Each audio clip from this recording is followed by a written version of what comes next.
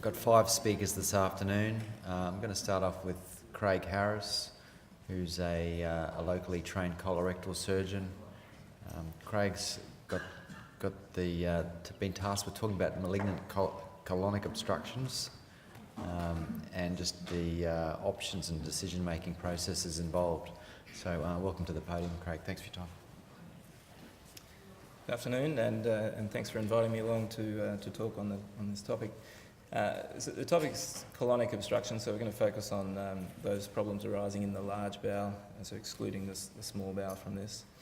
And we'll go through a few things, so I'll try and fly through and cover everything. But I'll start with a case study. This is the case of a 93-year-old lady who was a very good 93-year-old, living independently or semi-independently with her daughter, but had a very good quality of life, was very active in the community, had a very loving family, had a daughter who was worked with one of the news stations, a granddaughter, and I thought that would probably be a poor prognostic factor and somehow I'd end up on the news, but thankfully that didn't quite eventuate. But she presented to the emergency department in 2015 with left iliac fossa pain and weight loss, and had a CT which showed basically a large tumour in the transverse colon with a bit of small bowel stuck onto it.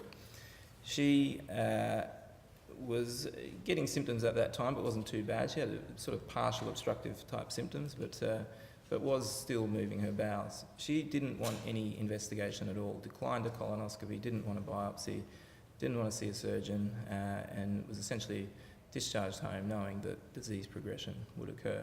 And sure enough, that's what happened. She had gradual worsening of her symptoms. She had more persistent and constant pain. She had PR bleeding and anemia. And then represented, this time to a different hospital, in May and then again in June in 2016, profoundly anemic with symptomatic anemia, hemoglobin of 57, and by that stage quite poor nutrition. She got a lot of pain on eating, she had obstructive symptoms, had a lot of fatigue.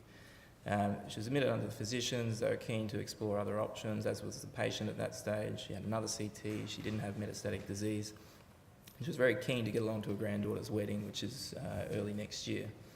She was seen by a gastroenterologist to talk about colonic stenting, but the gastroenterologist thought that surgery might offer her better palliation, particularly to do with the pain and the bleeding that was happening.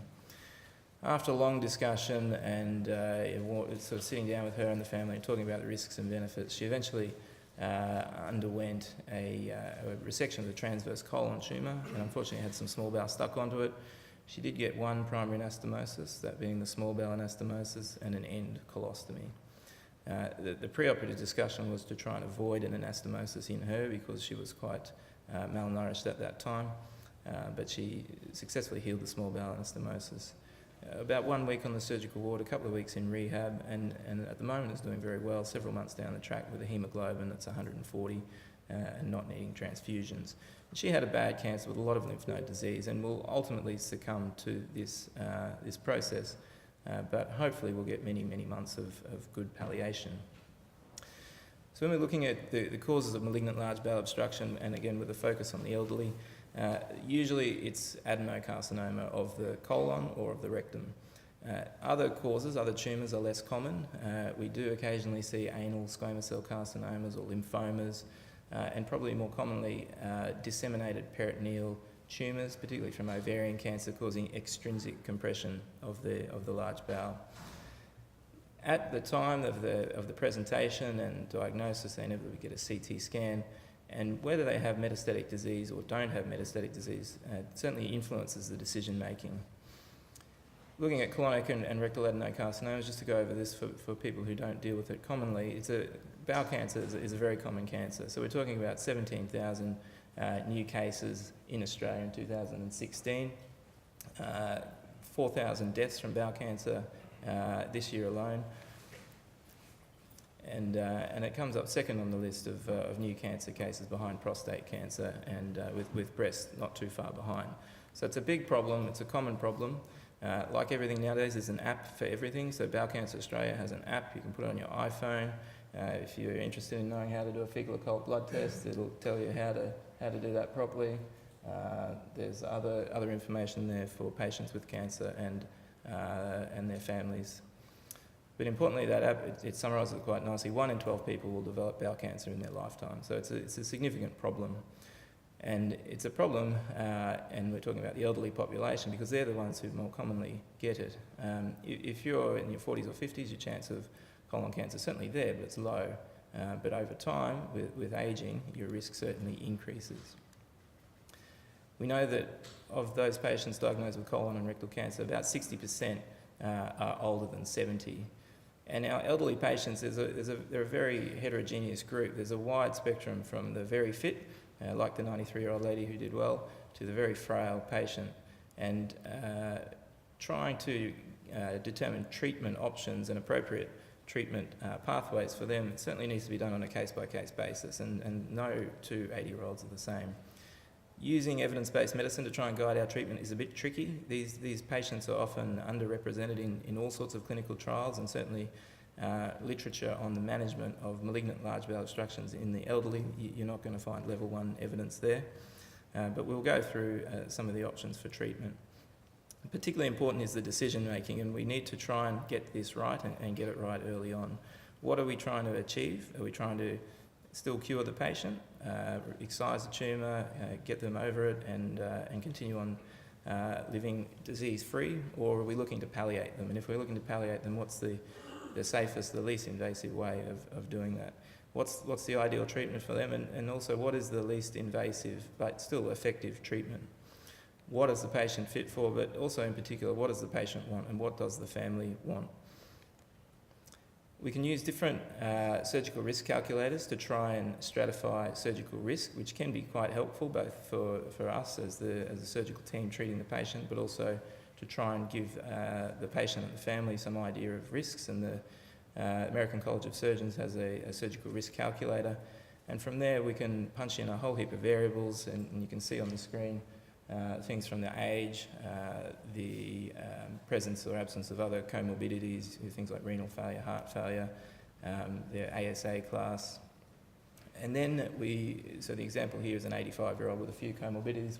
We can then get an idea of what is the likely outcome, what is their risk of several factors, what's their risk of any serious complication, and in this sort of example it's 30-something% in a patient greater than 85 years of age. Risk of death, again, not low, but also this risk of discharge to a nursing home or to a rehab facility, which is important. These patients may not get back to their baseline level of function, and that is important in the decision making. There are other scoring systems that we can use, and there's a colorectal specific one called the CR Possum, which is a physiologic and operative severity score for looking at trying to gauge morbidity and mortality and putting a number on it. So this possum here has made a few bad lifestyle decisions and is going to score higher on the Possum scale, but it gives us a way similar to the other surgical risk calculator of trying to gauge what their overall risk is and giving the patients and their families some sort of idea. Again, the CR Possum looks at physiological parameters, which you can see there, as well as some operative factors. Most of the time we're talking about major operation here when we're looking at intervening for a malignant large bowel obstruction. And then again, using a physiology score and an operative severity score, we can come up with an estimated mortality.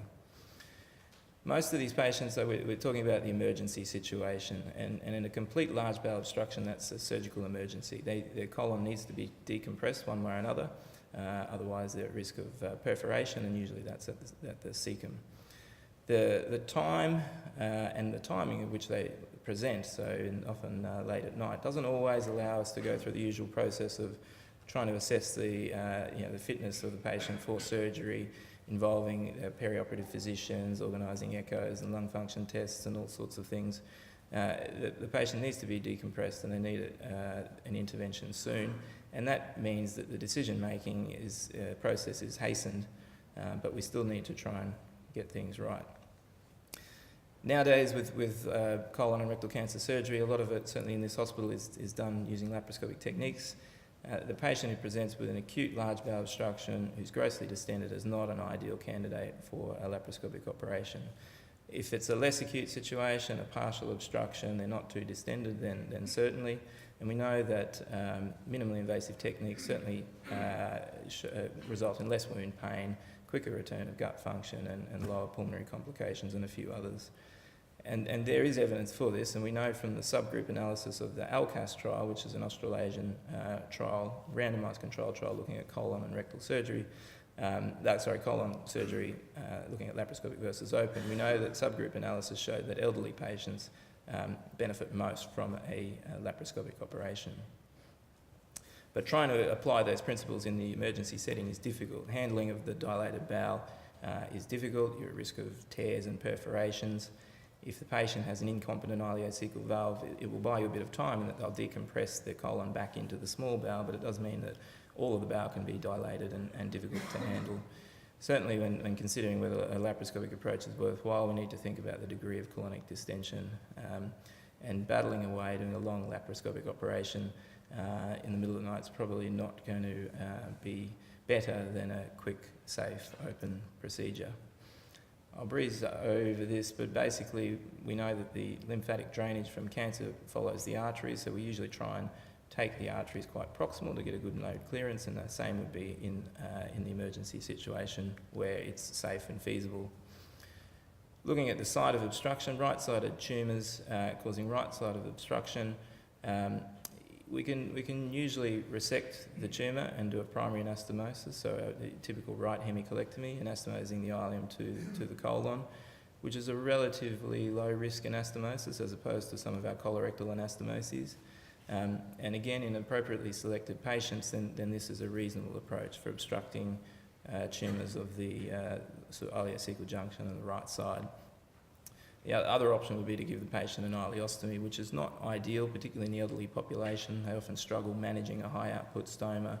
They're at higher risk of electrolyte imbalance and dehydration. But if the patient's unfit and if anastomosis is risky and the bowel's not healthy and it's chronically dilated and edematous, then it may be the right option. Tumours in the transverse colon, slightly different story. Depending on where they are, a similar operation, an extended right hemicolectomy can be performed. Again, with the consideration of a primary anastomosis if all things are going smoothly. A limited excision of just the tumour with a few centimetres either side of the transverse colon again can offer reasonable palliation, but without chasing lymph nodes sort of proximally on the middle colic vessels. But again, this comes back to the decision making, whether you primary anastomose or bring out a stoma. It needs to be done on a case-by-case basis. There's no generic rules here as to what should or shouldn't be done, taking into account the patient's age, but probably more importantly, their overall fitness, the number of comorbidities, are they on inotropes, have they been chronically malnourished for the months leading up to their presentation because of pain and fear of eating, are they on steroids, and also what's their discharge destination. If the patient's going to go to a nursing home in a high-level facility, then having an end stoma is probably not as much of an inconvenience for them. On the left side, so malignant left-sided large bowel obstructions, traditionally it was a 3-stage operation where a simple defunctioning colostomy, typically a loop transverse colostomy, was brought out to decompress the bowel, followed by a resection at a second operation with primary anastomosis, and then a third operation, if it all went well, to close the colostomy. That seems to have gone out the window nowadays, particularly with younger patients. In the elderly, perhaps you could argue that. More likely nowadays the patient's going to get either a 2-stage or a 1-stage operation. And in a well elderly patient with a partially obstructing tumour, then a primary anastomosis may be safe. Hartmann's procedure is our sort of get out of jail card, where we'll remove the offending piece of bowel, usually the sigmoid colon, and bring out an end colostomy, thereby avoiding the risks of an anastomosis. It's a reasonably straightforward procedure. It can be awkward if there's a lot of colonic distension, and it does mean the patient will get a colostomy, which in this group is likely to be a permanent colostomy. You'd be unlikely in the elderly group to go and reverse their Hartmann's, although it's technically possible. But giving them a stoma can be a major sort of inconvenience, and elderly people with problems with eyesight and coordination and arthritic hands it can certainly be a significant burden for them. So why don't we just sort of bring out a loop and defunction them? Well, we can bring out a loop of transverse colon, and that's all good, but If we bring out a loop of small bowel and do the typical loop ileostomy, if their ileocecal valve is patent, then you're essentially leaving them with a closed loop obstruction, with a fixed obstruction at the level of the tumour and at the ileocecal valve. So ways around that is to put a Foley's catheter down the distal limb of the stoma and try and decompress things there. Transverse loop colostomy, easy to do. It can be done under local anaesthetic if you really want, through a little trephine incision, but it's a problematic stoma. It's prone to prolapse. It's a bit ugly, and patients often don't like it.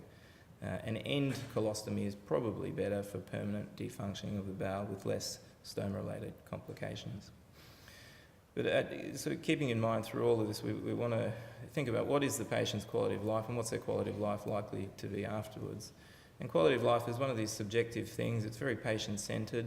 It comprises numerous factors, both physical and functional, emotional, and social and family well-being. But it's certainly an important outcome. We keep that at the forefront of our thoughts when we're working out the appropriate management of these patients. There are different scoring systems for looking at quality of life, and there are some of the factors there. I'll just breeze through this, but one thing that's evolved to try and preserve someone's quality of life and relieve a malignant obstruction with a minimal amount of intervention and without the need for surgery and stomas is colonic stenting. Ideal for left-sided tumours, it's reasonably straightforward. For transverse colon tumours, it can certainly be done. The right colon, it's not impossible, but it's certainly more difficult.